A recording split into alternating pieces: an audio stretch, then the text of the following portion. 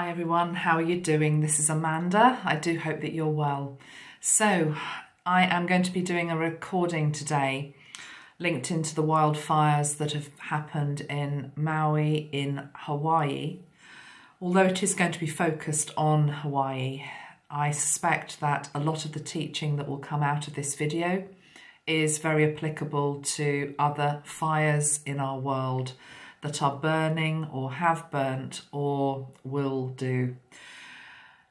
Ultimately, the elementals are out of balance in our world, and the teaching that I wish to bring through is linked into how they can reflect and do reflect the imbalance within ourselves.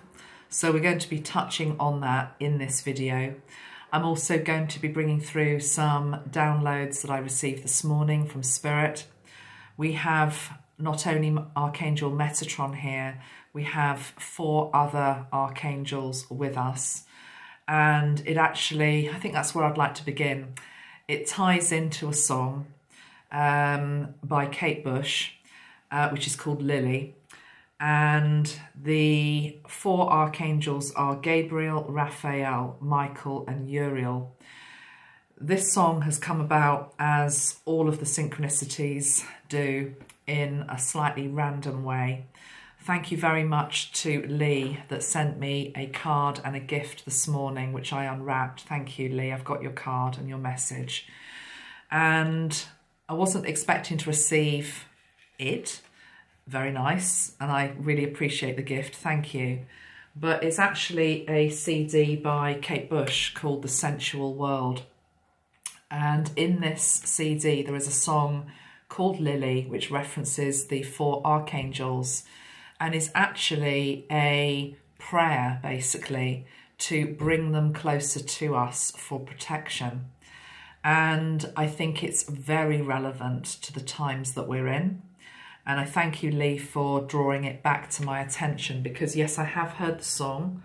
I had forgotten about the 4 archangels being part of it. You say that Kate always starts all of her concerts off with this particular prayer recited before she starts her work.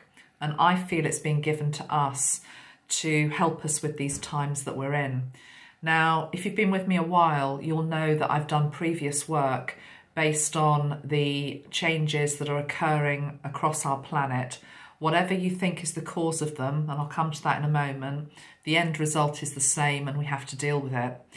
And I've done previous videos where I've done, for example, grid work. I've talked about Merkaba work to protect our homes, our businesses, our livelihoods, ourselves, our pets, our street, for example.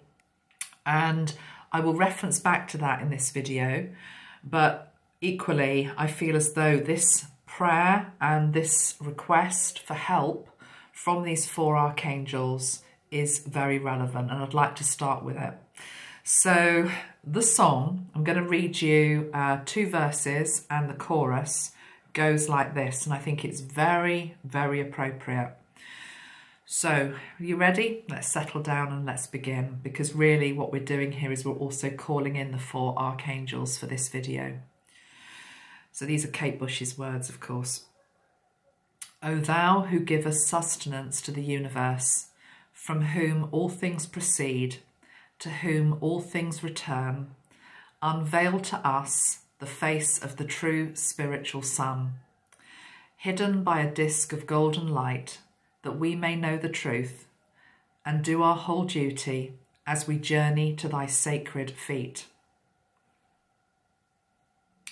Well, I said, Lily, oh Lily, I don't feel safe.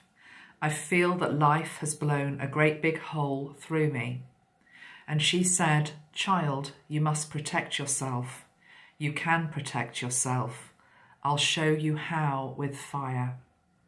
Gabriel before me, Raphael behind me, Michael to my right, Uriel on my left side in the circle of fire. I said, Lily, oh Lily, I'm so afraid. I fear I am walking the veil of darkness. And she said, child, take what I say with a pinch of salt and protect yourself with fire.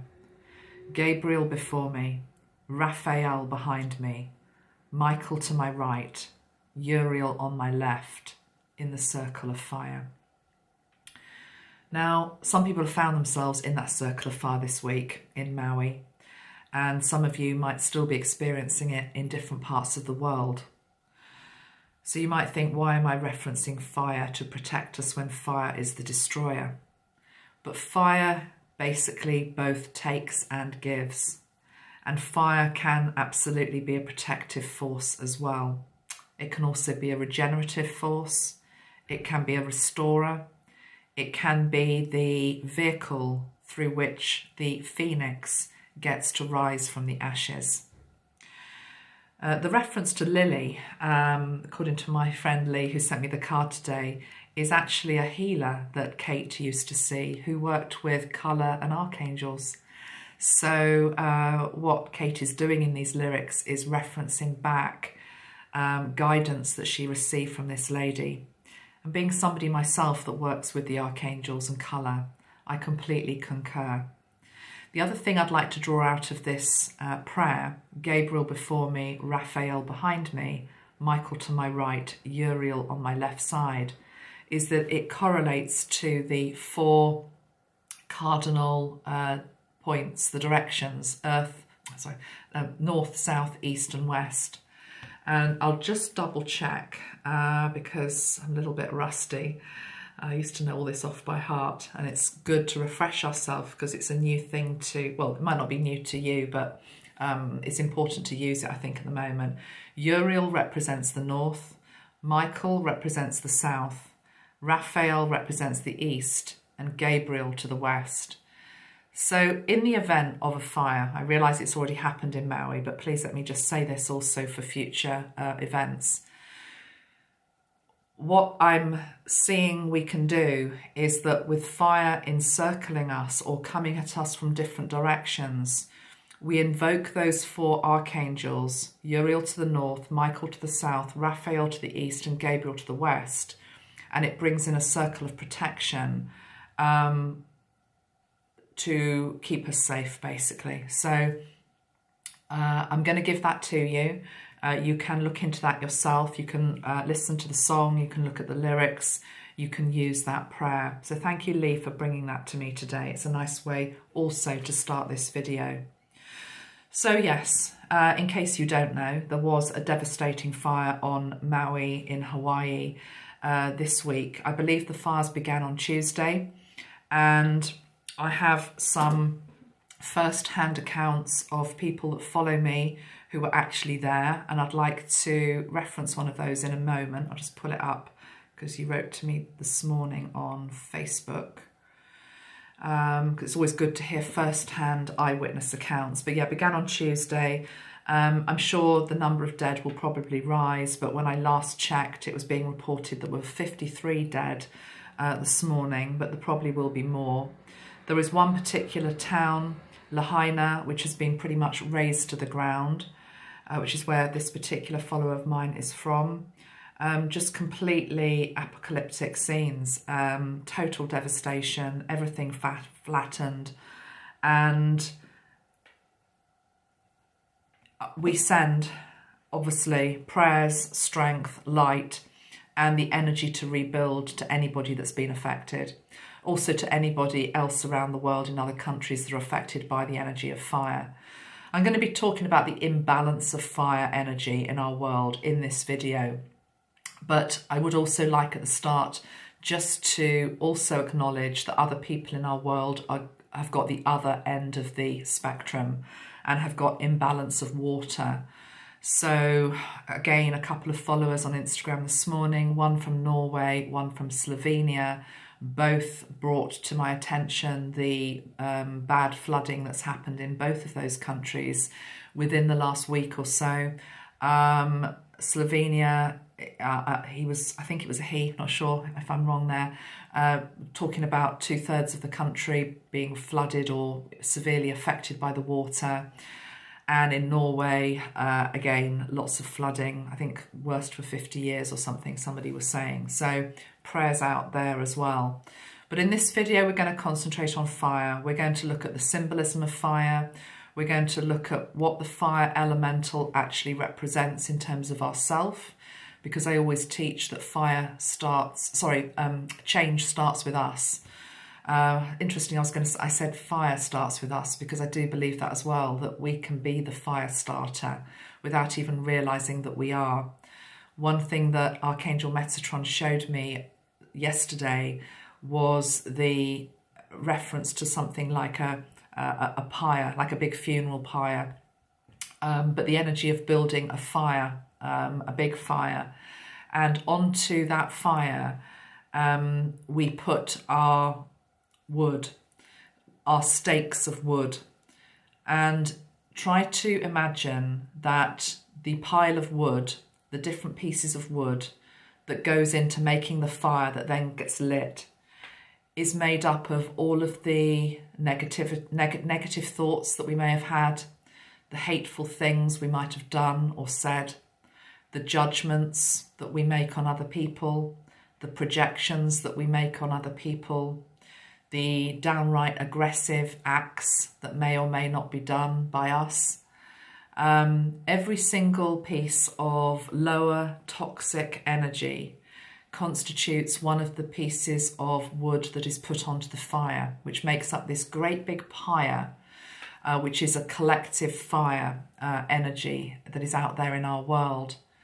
And we have two choices: either to keep adding to this great big pile of wood with even more of our unprocessed anger, which is linked into fire, our unprocessed hatred, which is linked into the energy of fire. Fire also can be positive, but bear with me. Or we can dismantle this fire. We can take down the pieces of wood. We can not contribute to it getting any higher. Because ultimately, in our world right now, we've got this imbalance. And if you watched my video yesterday, which I think was called Saying No is a 5D Quality, what I was really getting at in that was also the point of the fast, go, go, go, frantic energy that we have in our society, particularly in Western society. And it's getting ever faster, it's getting ever more frantic, and we can't keep up with it. We're burning ourselves out, literally, but we're also starting many fires. Because if you think about the energy of go, go, go, fast-paced energy, it leads to friction. It leads to a friction energy within ourselves. And we know that friction, again, creates fire. Think about the energy of two pieces of wood that are rubbed together. It creates fire. All it takes is the wind, the breath, to inflame the whole thing. So we have to watch that. Thank you also to somebody on Instagram who backed up what I was saying here. I'm not the first person to have put these thoughts forward, but one of you on Instagram was saying that you had, I think you said, an African elder teacher who had also taught this, which is that the Western world basically has just too much of an excess of yang fire energy. It's like a masculine energy, masculine yang fire energy. And it's causing huge problems, basically. So the need to slow down, the need to pause, the need to reflect, the need absolutely to channel, for example, our anger in a constructive, positive way, whether that be through sport or anything else, is imperative at this time. So thank you for the person that noted that as well. Okay, I think I'd like to begin with an analogy that Metatron gave me yesterday for the raging fire and the way that it spread so quickly. It's said that it's sort of spread. I don't know whether the warning system actually properly operated. Many people are saying they didn't hear it or it didn't go off. 5 minutes, 10 minutes to get out of your home, if that. It's spreading like wildfire, as they say, you know, spreading like wildfire, very fast, very accelerated. I was given this analogy, and again, this is linked into fire being a reflection of this uncontrolled, fast-moving rage. So and it's not linked into Hawaii, this is a story from London, but it actually happened, I think, on the same day as the fires in Maui. Everything is a sort of mirror reflection of each other. So in London, a couple of days ago, there was I want to use the word swarm, a swarm of what looked like feral youths that were called to a particular place in Oxford Street via TikTok.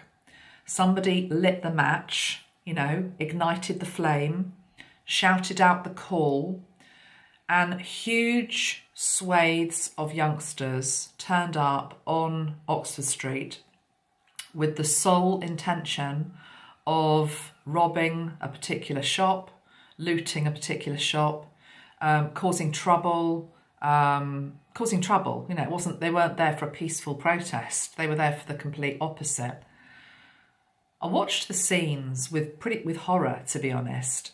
And actually it's been replicated in another town yesterday as well. So it's as though this particular social media platform, TikTok, it's being used as, okay, what I'm being shown by Metatron is, you know, a packet of matches. The social media platform is the rough bit of the matchbox, which you can strike.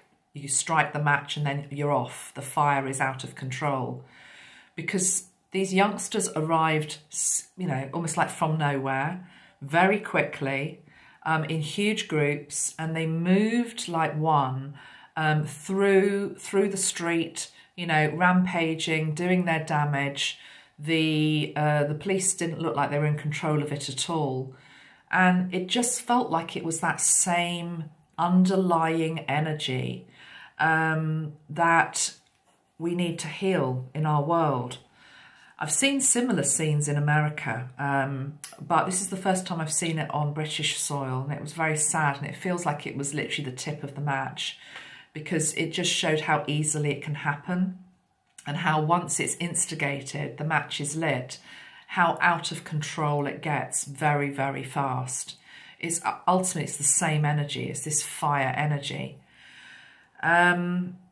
So yeah, the word that I got, the word that I was given by Spirit was feral, feral, feral, out of control, untamed, pretty much like a wildfire. It will go where it wants to go, and it will cause destruction and devastation. On the same day that I saw that, I saw a video.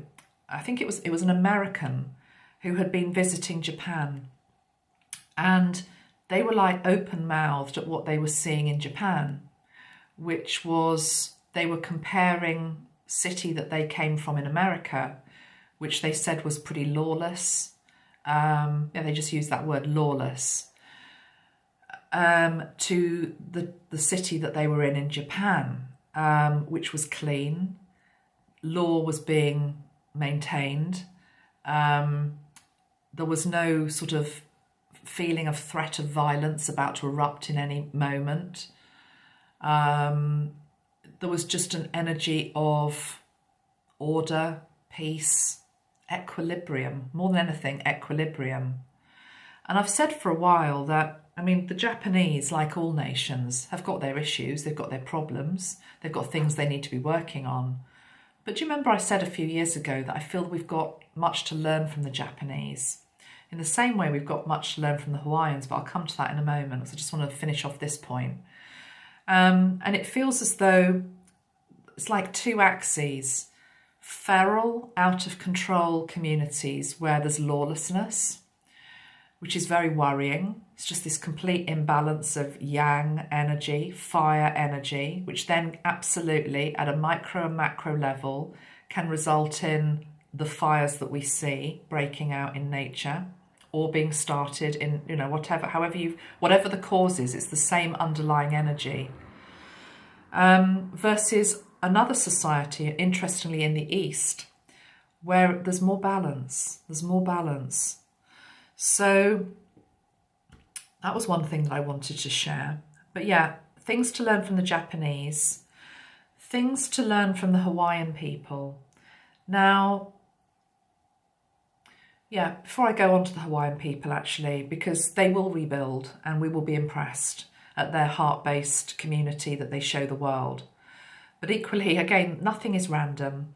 Yesterday I saw some photographs, and it had, I think maybe it was the same person. I really can't remember even what I was watching, but it was a picture of Nagasaki. And of course, this last week we had the anniversary of the bombing of Nagasaki and Hiroshima. And it was a picture of Nagasaki 50 years on. And it just looked beautiful, absolutely beautiful. They had rebuilt something literally from ash, from where the atomic bomb dropped, where there was complete and utter devastation with literally one or two things left, a few people left, millions of people dead, or thousands of people dead, hundreds of thousands of people dead. They've rebuilt. So there's this energy of work ethic and coming together as a community and pride in your place. And I think we're going to learn a lot from that. And I think there's plenty of Western places and countries which really need to look at that as well. Let's now look at Hawaiian people. So we know that Hawaii, obviously made up of a number of islands, and they're all going to have slightly different energies, but there's a big heart-centered consciousness there. Many people believe it's also where Lemuria was. Sacred, holy land, a land of mystery, a land of magic, a land of the future as well as the past. So to see it razed to the ground, or part of it, Maui, and in particular this place, Lahaina, is very sad, but we mustn't lose faith. We will see the people come together, and we will see what community in action looks like, and people will learn from it. And we should be in appreciation of the souls that have taken that on as part of their contract. Very aware that some of you watching me might have lost your homes or your businesses, or God forbid, somebody you love. And as I say, these higher messages, these overview messages don't take away necessarily the pain and the trauma that you're going through right now, but they do, I hope, bring some semblance of why these things occur. So we've talked about the imbalance of fire energy, but yeah, we're going to be learning from the Hawaiian people. The Disney film Moana, if I've said it wrong, apologies, but that Disney film feels relevant. I haven't watched it for a while. I just refreshed my memory in terms of what the film's about, and I wrote this down, which I saw somewhere. So the premise of the film Moana is a female leader in waiting, blessed with gifts from previous ancestors, who also cares about her environment and her island, looks beyond the borders of what she regards as safe or what she's been told is safe, and goes beyond that to be able to face the challenges of the future and come back with a solution. In so doing, she gives back to the island its heart. She also tackles the trickster demigod Maui and wins, and ultimately she saves her tribe. So there's something in that film as well, as I haven't seen it for a while, linked into the fact that the island, before she saves it effectively, has lost its way, or if it hasn't lost its way, it's somehow been compromised. And without getting personal, I do believe that some of the land that has been sold on Maui to certain individuals is detrimental to the energy of the whole island. Now, this is twofold. Number one, a couple of the people that own land on Maui, not all, but a couple of the famous names that do, have got a compromised energy. Let's just put it like that, okay? I don't want to diss people on my channel. I don't, as you know, if you followed my violet pill teaching, I don't point people out and say you're a goodie, you're a baddie. I'm just going to say they've got compromised energy. And they've built up, they've bought up a lot of the land. I feel that brings with it an energy that is compromised. I also feel as though the land isn't very happy with that whole movement towards a conglomerate owning big portions of what is an island that is supposed to represent unity consciousness, shared ownership. It doesn't mean that you can't have a degree of private ownership there. It just means that when it becomes out of balance and somebody owns, I don't know, a third of the island, or, you know, even less than that, there's an issue there. There's an issue. The land has an issue with it.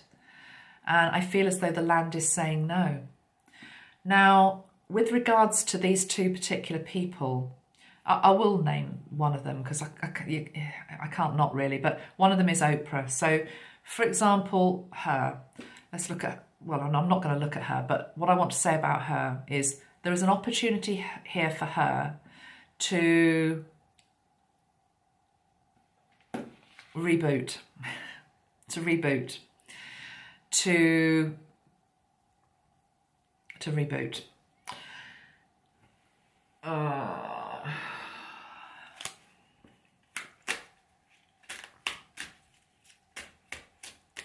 It's the energy of, I'm not saying she's going to become a walk-in, but ultimately got the moon with her. You see, I knew that would be it. There's the stuff you can't see with her, the stuff that's hidden with her. But she's got the energy of Willow, and she's got the energy of death. You see, there is a rebirth moment for her. Rebirth, reboot. It's an opportunity for that. Now, whether she takes it or not, she has free will. She might not do that. She could turn away from some of what she's been involved with, which is not good, and which has brought a certain energy. And she could become a better woman. So that's individual to her, though. And as I said, I don't really want to make this about her.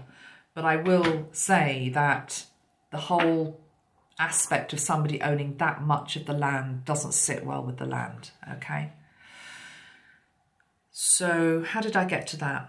Can't quite remember, but let's just refocus. I've got various notes here and things that I want to get through. And it was about, that's right, it was Disney, wasn't it? Yeah, it was the film. Yeah, because in the film Moana, the island somehow has been compromised, or it isn't what it could be. The land isn't happy.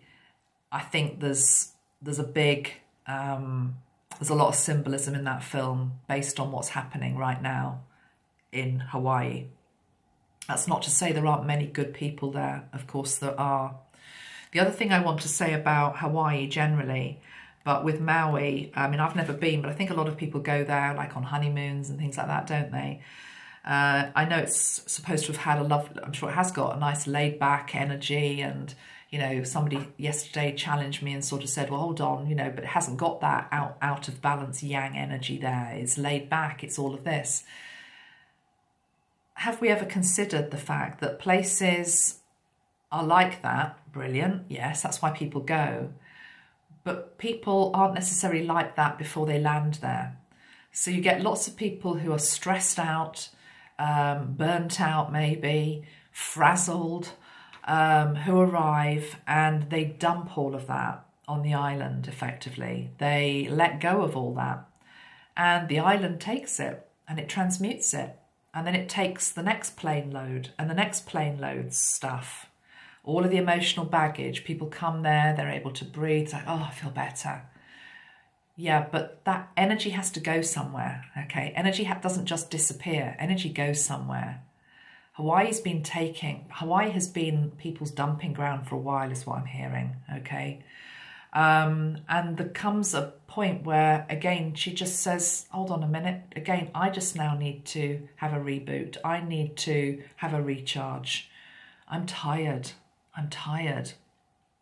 Okay, so there's that. Now, let me just close my eyes because I got a message earlier with regards to Mother Earth, and this is important.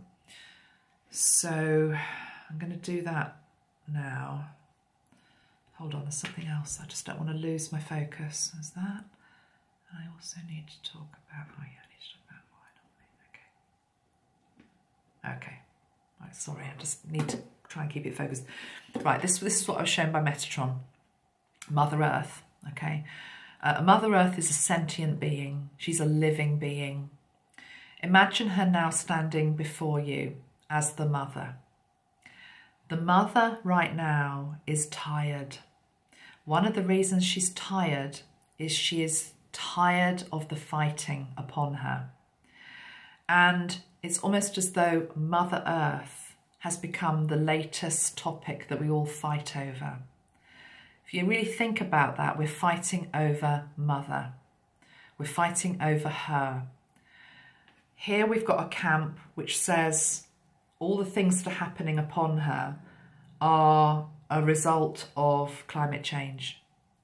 Here we have a camp who say all of the things such as wildfires, flooding is the result of man, is the result of manipulation, is the result of weapons maybe being fired, is the result of what I call the powers that were trying to control, trying to manipulate us. Here we have another camp, and it's the camp which talks about the fact that this is just what the earth does.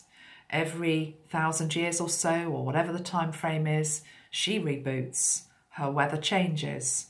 We go into whatever it is, an ice age, or we do this, or we do that. It's always been thus. But all these different camps is becoming really quite unpleasant, because again, it's just another subject now where no one is listening to anybody else. This group's shouting over that group. This group is shouting over that group. No one's listening. And in the centre is Mother Earth, and she's so tired. I actually feel like she just wants to put a pair of earmuffs on so she doesn't have to hear us. But she loves us, so she's still present. But she's asking us to come together on this. Because as I said at the beginning, whatever you think the cause of things is with regards to, let's just call it weather, the end result is the fact we've got to deal with it. We have to deal with it.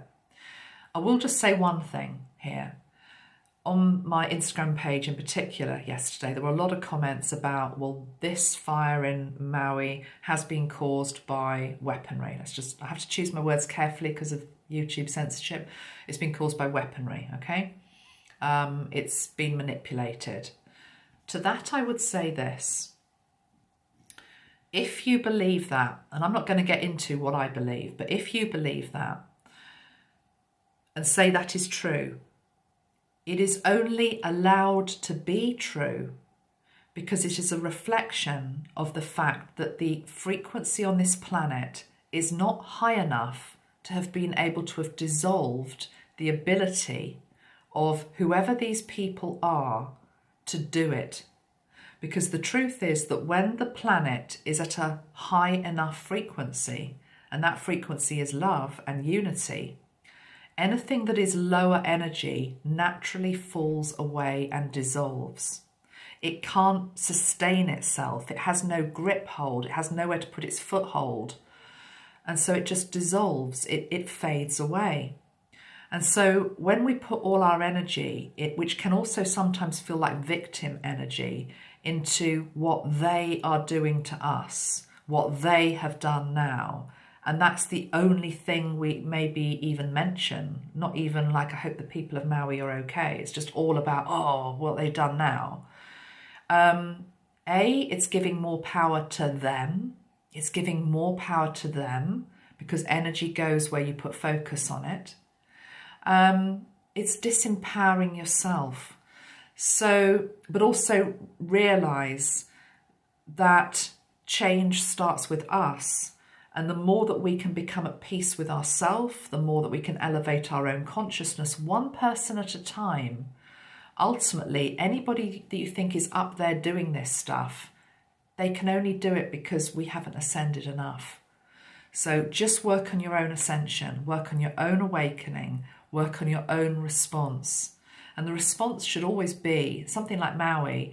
It's the energy of Jesus, for example. It should literally be the case of, how may I serve? How may I help you? What do you need? Okay.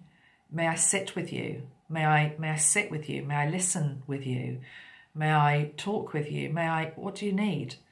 Okay. It brings it right back down to that level rather than whipping up a storm and an argument. So just observe your reaction. Whatever your reaction is your reaction, but realise we can change it. We can bring the dial down inside us, which is flaring red. Again, think about the analogy of fire. Flaring red, I'm angry. Look what they've done now. Look at that in the sky. Look at this, look at that.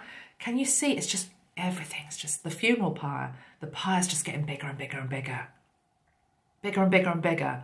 And on the top of the pyre, of course, is the effigy of whoever we particularly really hate in the world, whoever they are.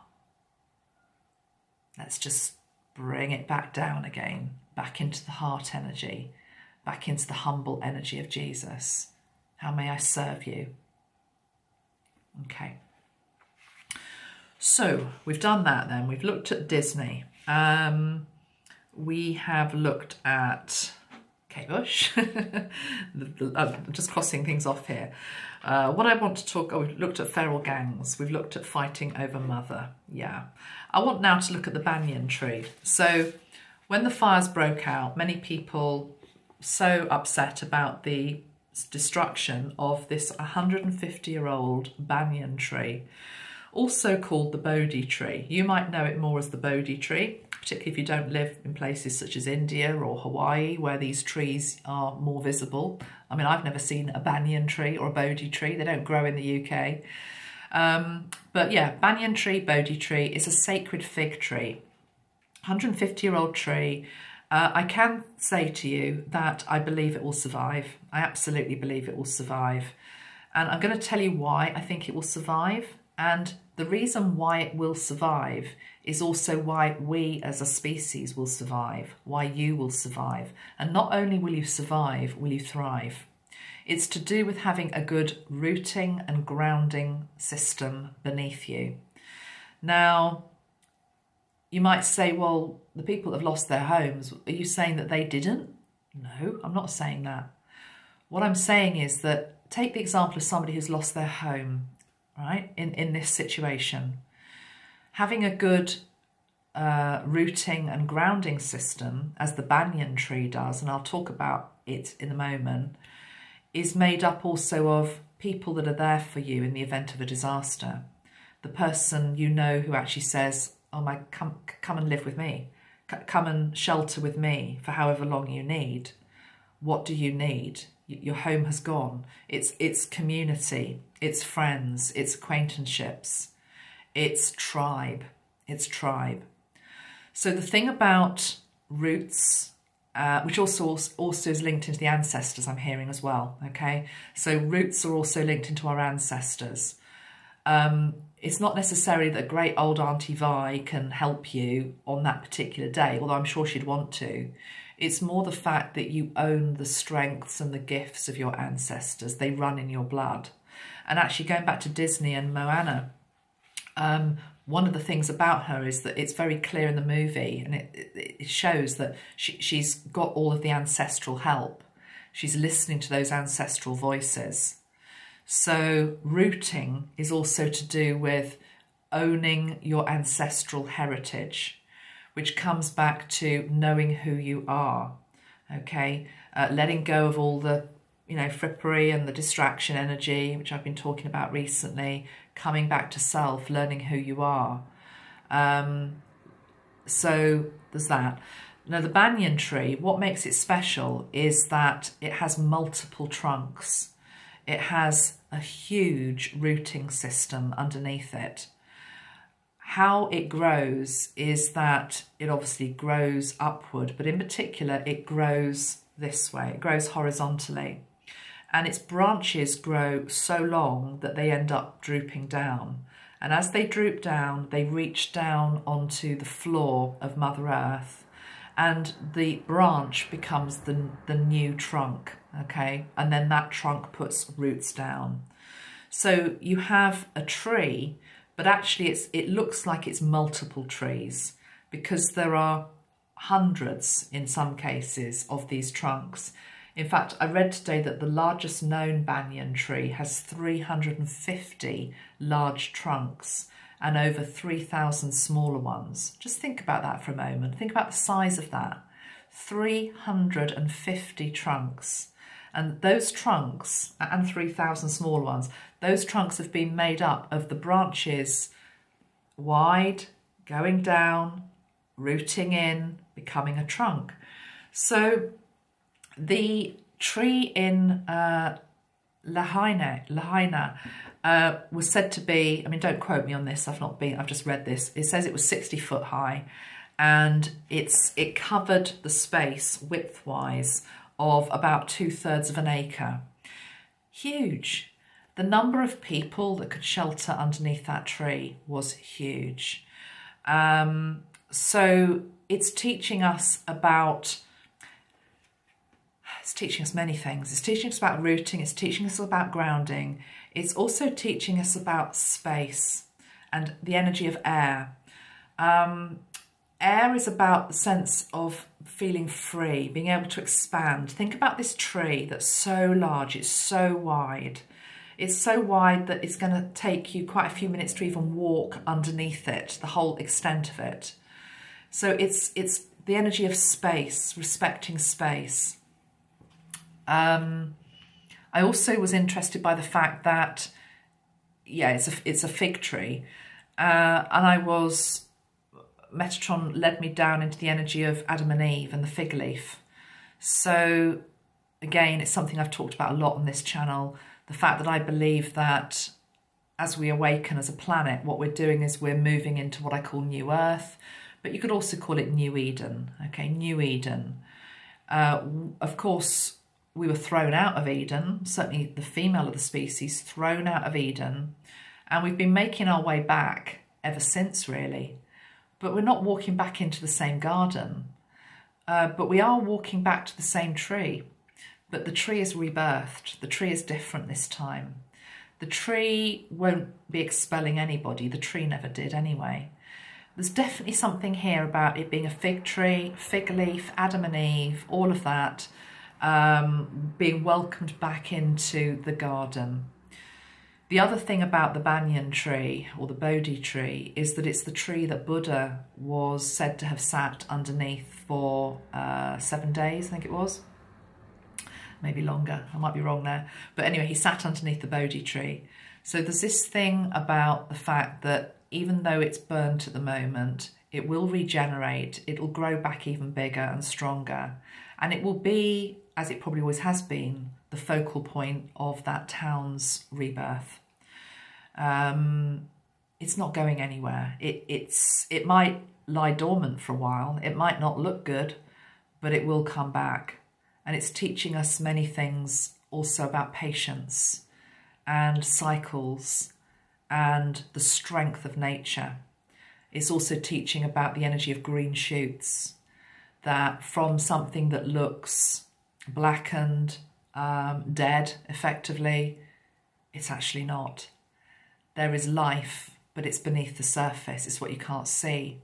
And that life will come back, and it'll come back stronger. So there is medicine there at that tree. There always was. But the medicine is going to be even more potent and stronger. So don't cry too much over it. It doesn't want your tears. It wants the respect that it is a being like Gaia herself who knows how to transmute, who knows how to come back, who knows how to keep on carrying on, and it will. I'll just pull a card for the tree. 10 of water, red clover, and the Fool dandelion on the bottom of the deck. Yeah, it's exactly what I just said. So 10 of water is the 10 of cups, which, and the Fool dandelion, it's going to have a brand new life, that tree. This is not the end, it's the beginning. It feels as though it had completed because the Fool in the tarot, as many of you know who read tarot, this is the start of a brand new journey, because you have completed all of the other stages of the major arcana. You've gone through a whole cycle. The tree had gone through a whole cycle. So 150 years old, something is completing, something is closing out. but there's something new to come in. And Ten of Cups is a very positive card. Ten of Cups is happiness, it's contentment, it's stability, it's family. For me, the Ten of Cups is always the energy of family. Now, the fact that, of course, this is also linked into red clover means that I must just check the symbolism of red clover in this deck. This is it's the same deck I used in the Lionsgate video, the Herb Crafters Tarot. So let's just see what Ten of Water says. Remember, this is to do with the banyan tree, pulling a card for the banyan tree. It says, taste the nectar of deep nourishment. Serenity rises from the roots of gratitude. Compost breeds contentment. Wow. You see, that which is dead on the tree basically becomes compost for something else to grow. Compost breeds contentment. Serenity rises from the roots of gratitude. So we are asked to extend gratitude for the tree that has been, for the wisdom that it's already given, for the shelter it's already given, for the seeds it's already given, the fruit it's already given. Gratitude for what has been, gratitude for what will be. Gratitude for what has been, gratitude for what will be. Serenity is born from nourishment of the soul. As the deep taproot of red clover restores the soil underground, the bright flowers delight humans and animals above ground. So it sounds like this is another plant that deeply roots itself then. Okay, so we've got that. Let's just have a quick look at dandelion with the Fool.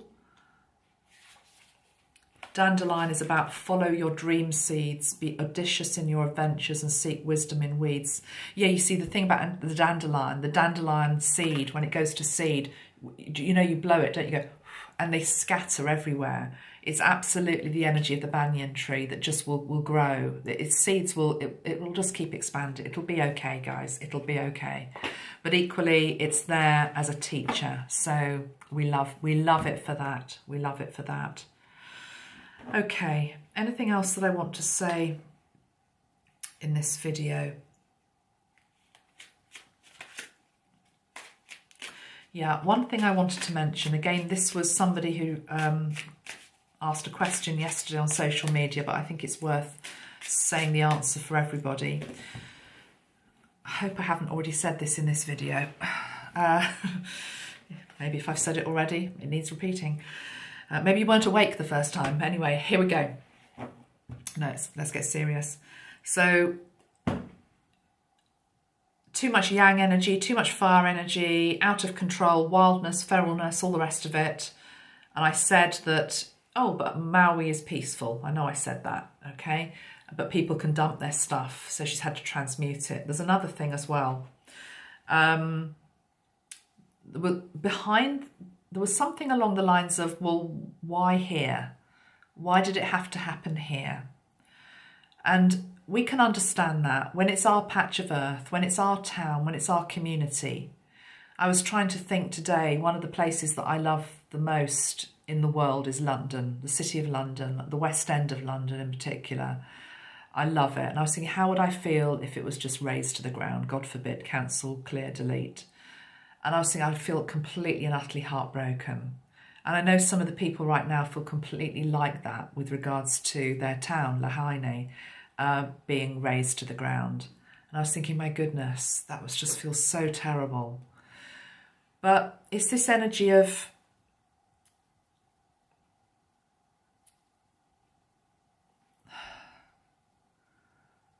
what we need to try to understand is, okay, this is the analogy that I'm being given. If, God forbid, you become ill, or we become ill, and you've probably heard people say, why me? Why me? Why is it got to be, why is it me that's had the accident? Why is it me that's got cancer? Why is it me that... And to that, there's an energy of, why not me? Why not me? Because if it wasn't me, by implication, what we're really saying is it should be somebody else. So, for example, like with Maui, it's like, why here? Why here? I get it. I'd be the same if it was London. Why there? But again, if not there, where else would you like it to be? And of course, the answer is I don't want it to be anywhere. I don't want anybody to be ill. I don't want anybody to have the fire. But if we understand that fire is a result of this raging energy that we haven't dealt with, we haven't healed, we haven't processed within our world, fast, fast, fast, go, go, go, unprocessed hate, anger, all the rest of it, it's got to burst forth somewhere. It has to be released somewhere. So if not there, where?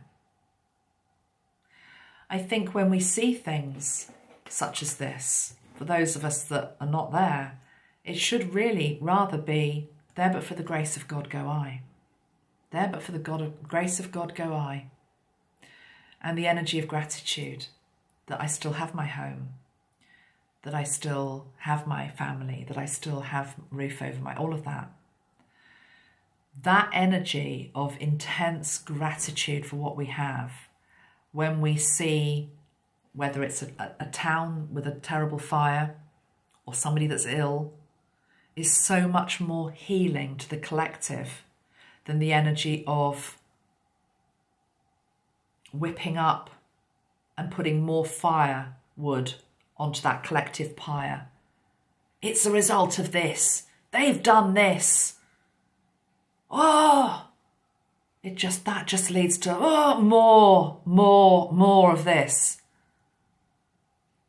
We have to calm the flames down, and it starts with us.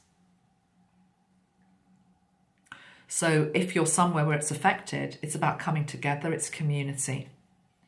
If you're somebody that's not affected, it's there but for the grace of God go I, and thank you, Lord, for what I have, and deeply appreciate it.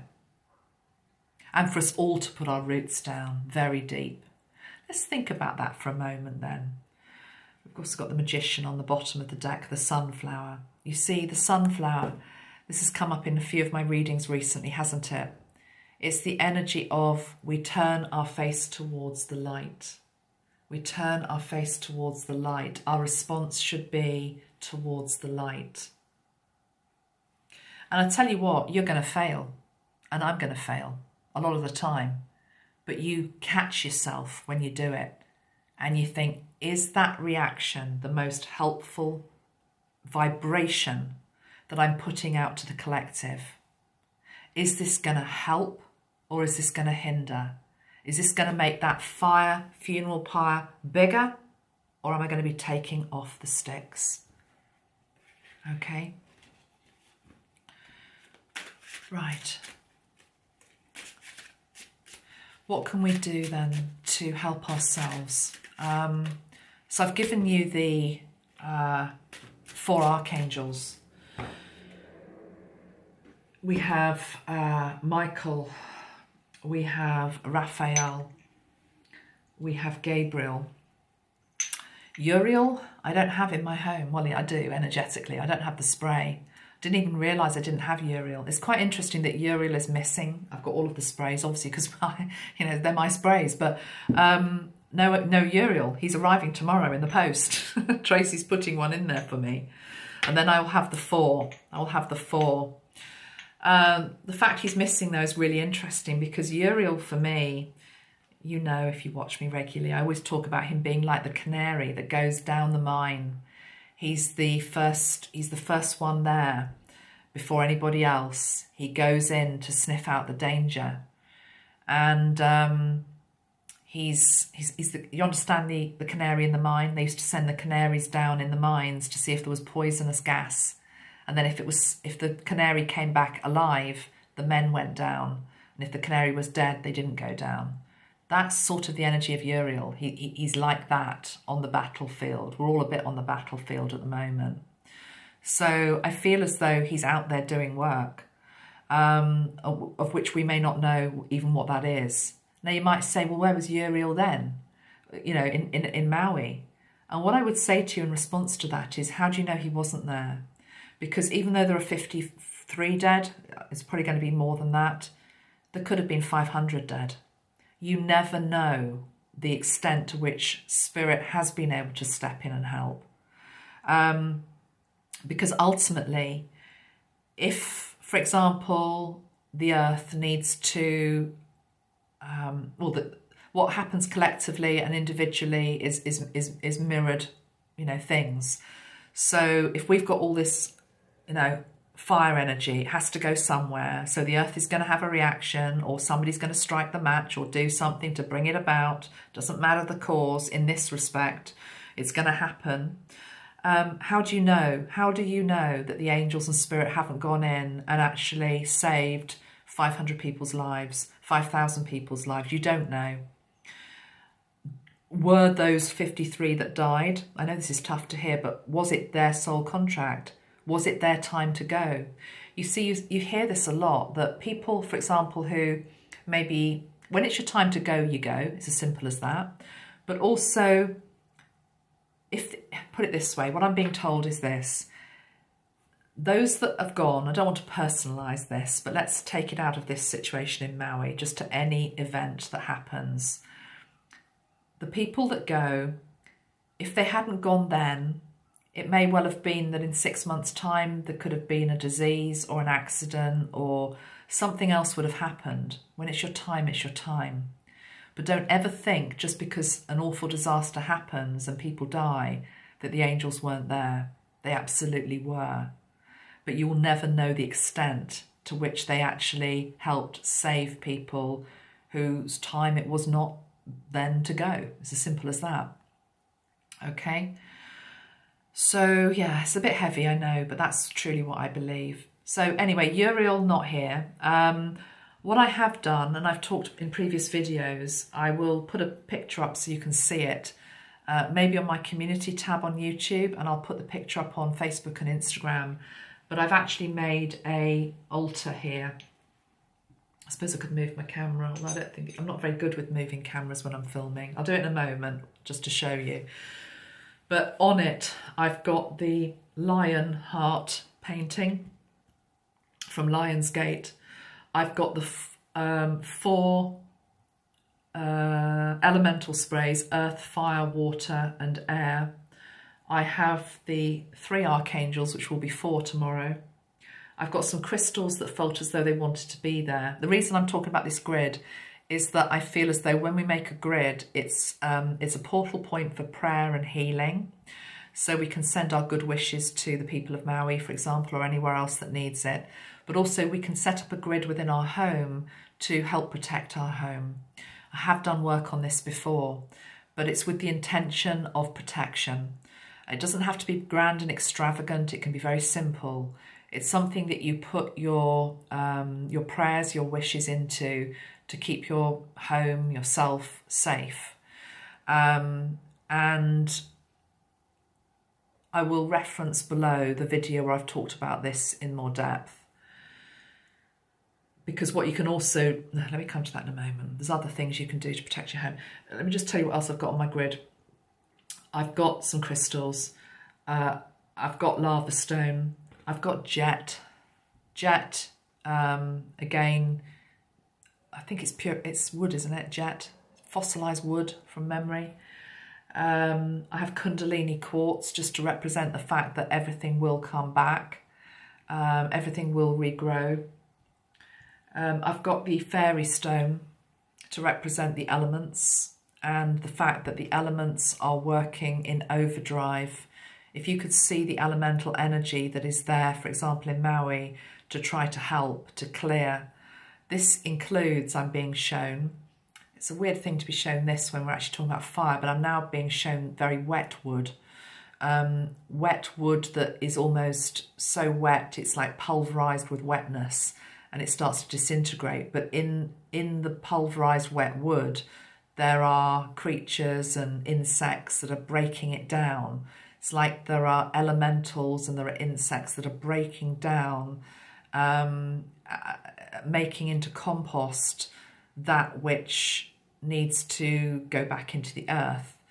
So as well as man and woman and anybody coming in and shoveling the streets and clearing the streets and sweeping up and all the rest of it and rebuilding, the elementals are doing that, are trying to help as well. So never forget that, and also include the fairies, include the elementals, and again that energy of gratitude, giving gratitude to them for being with you in the rebuild. Okay.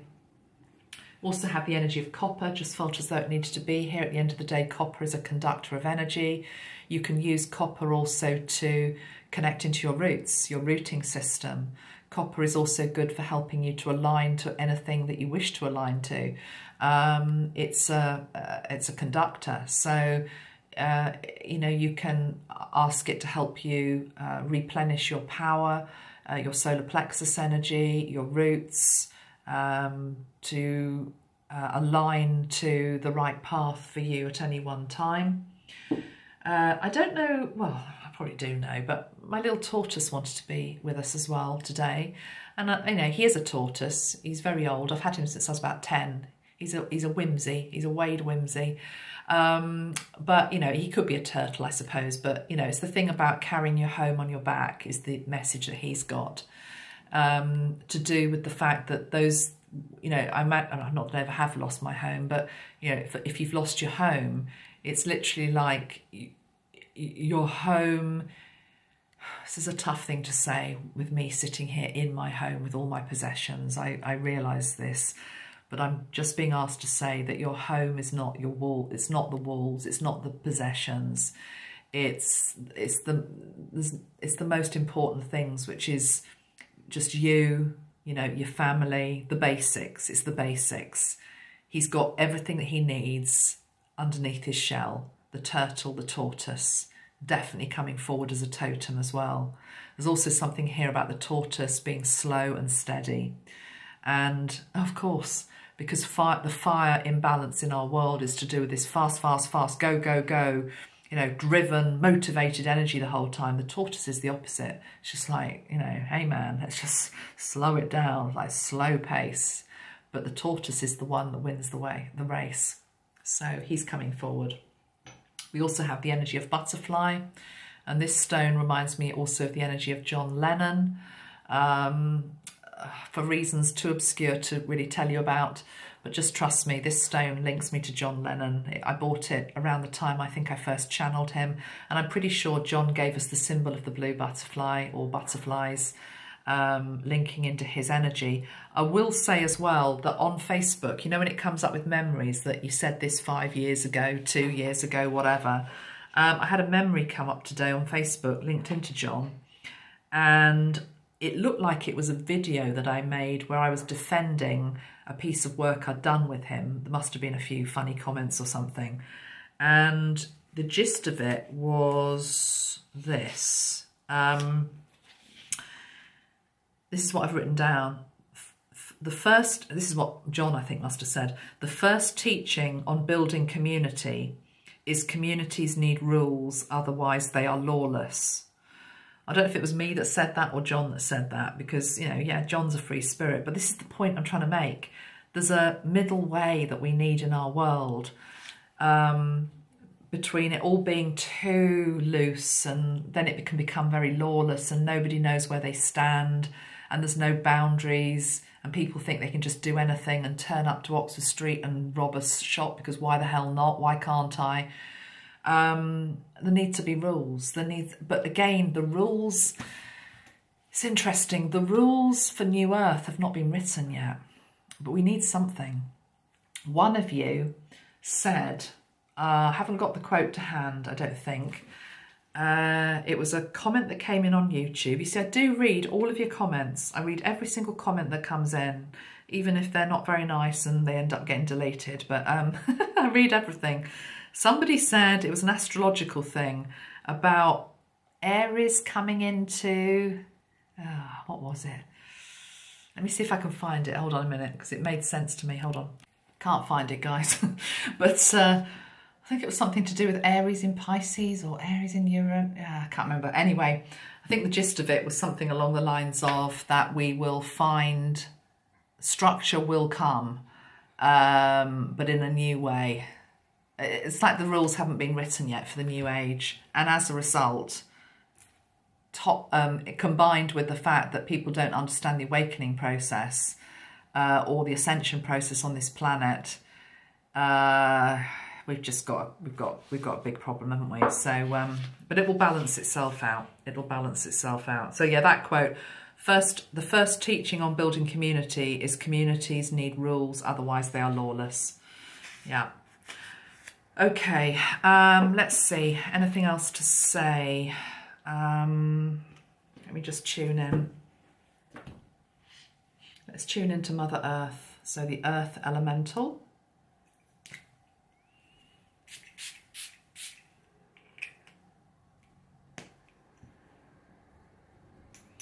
Maui.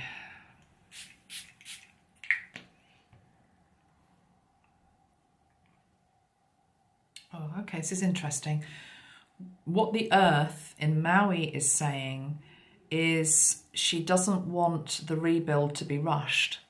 It's really interesting.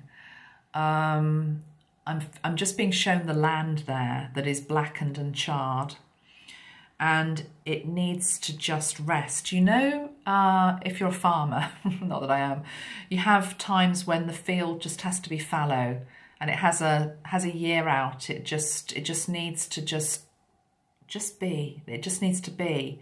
It's as though the land there just needs to be. Now, this is going to be at odds with human need to build straight away. What do you mean I've got to wait?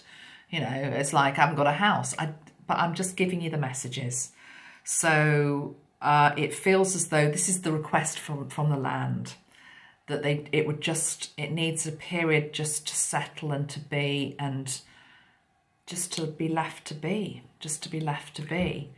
rather than what I'm seeing as a potentiality is a lot of landowners coming in, or not landowners, you know, construction companies, big money, to rebuild the town better than before.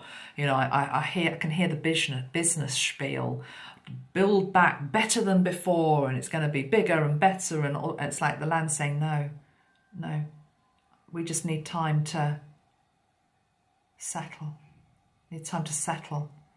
So I don't know whether, put it this way, if like a developer comes in and does that, I don't know whether they'll be shown the door, because there's a consciousness that exists in that place that actually rules the roost, and what it doesn't like it will get rid of, is what I'm hearing. So I don't know what that means. It might just mean that, you know, somebody comes in with a plan to rebuild the mall, and it's going to be this, it's going to be that, and then suddenly they can't do it for some reason. But it'll be Mother Earth that's sort of put a spanner in the works there. So that's interesting. So that's the message of fire, Earth. Let's see what the message of fire is now. This is the fire elemental. Before I've even sprayed it, I'm hearing I'm sorry. I'm sorry. Wow. I'm actually feeling quite upset. I'm feeling an emotion with this before I've even sprayed it. I'm sorry. I'm hearing the Ho'oponopono prayer. I'm sorry, please forgive me, I love you, thank you. Didn't that come from Hawaii? Isn't that a Hawaiian prayer?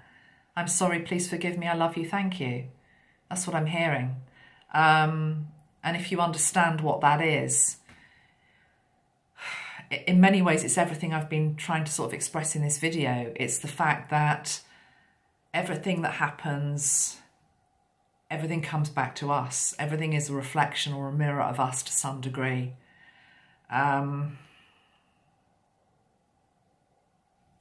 Fire.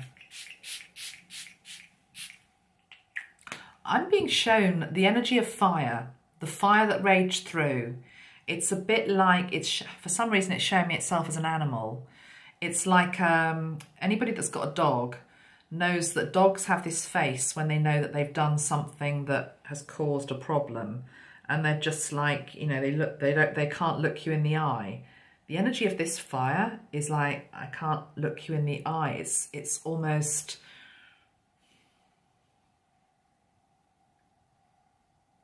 it didn't want to do it, is what I'm feeling. It didn't want to have to do it. Repentant. I'm feeling the fire is repentant. The fire as a being is repentant. for what it now sees it's caused. Of course, because again, go back to the feral mobs. It's like they act in that way because they don't ever see the long-term consequences of their actions. I've just robbed your store, but I don't care because I haven't thought about, you know, that you actually have a family and you rely on the money from that store and that's your job. And if the shop goes under, then you're not, you know, none of that comes into their equation. Or I've knocked some little old lady out trying to get into the store because it's a big laugh, isn't it? We're all here having a big laugh, you know, about to do some looting. No one gives a toss about anybody else. But actually, karma catches up with you eventually because everything has a consequence. So this fire energy that I'm tuning into, it's like it's had its rampage and now it's just like hiding underneath the table, not wanting to be seen. It's like, okay, let's see what water would like to say. Why was I not there is what I'm hearing. Why was I not there? I'm also being shown the waters that people jumped into.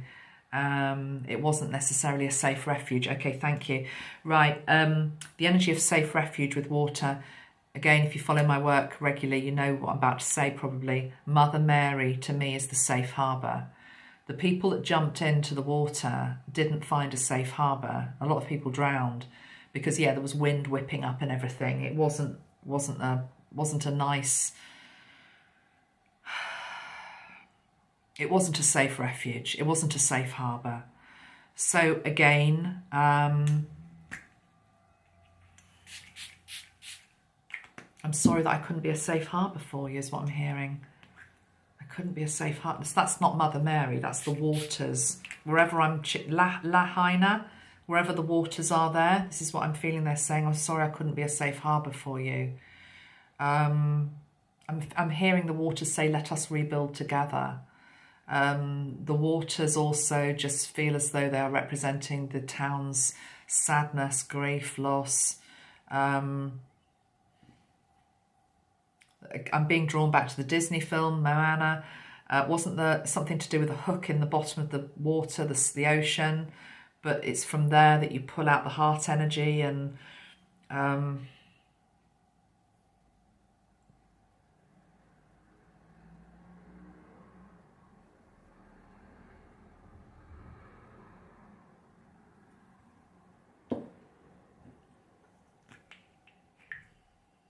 I'm going to pull a card from the Christ deck for water. What does the water elemental have to say with regard to this fire? What is the teaching from water? Oh, hold on, that's too many. I'm not taking all of those. What is the teaching from water?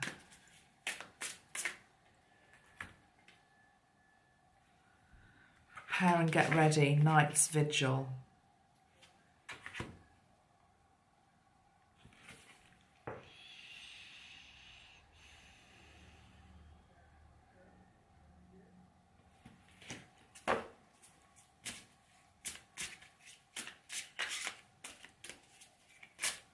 Oh, okay, right, so I do understand. Oh, we've also got this one on the bottom of the deck, which is quite pertinent.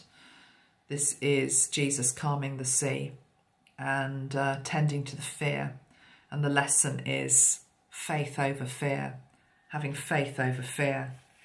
If you've ever have to jump into the waters, God forbid, in that type of situation again, to escape the fire, you have to jump in with the energy that I am safe in the water, that the water is a safe harbour.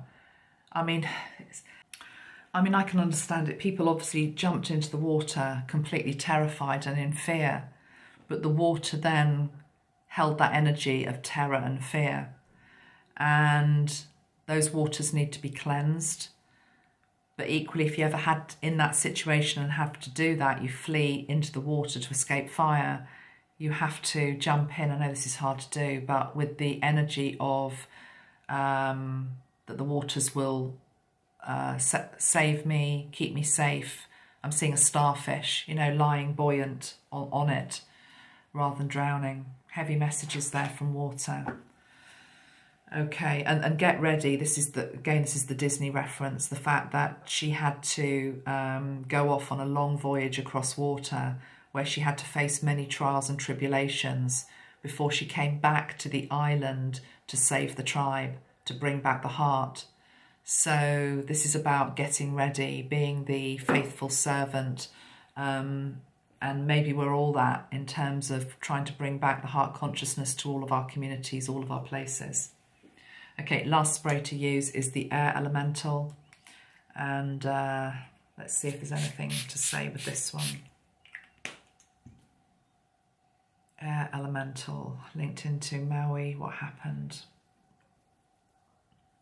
Have the winds quietened down a little bit now? I'm feeling it's flat, or it feels flat, or it's getting to a flat phase soon. Again, I'm just hearing all spent, so it's tail end, isn't it? The hurricane, it's all spent. I'm just being shown what it says on the bottle, which is breathe, breathe. One breath at a time, one step at a time. You will rebuild, we will rebuild. Okay, so I'm going to leave it there, I think, for this. I hope this has helped somebody out there. I hope it's given some comfort, some support. And I send you all my love. Thank you very much for listening. Please like and share this video if you found it to be a support. Bye-bye for now. See you. Bye.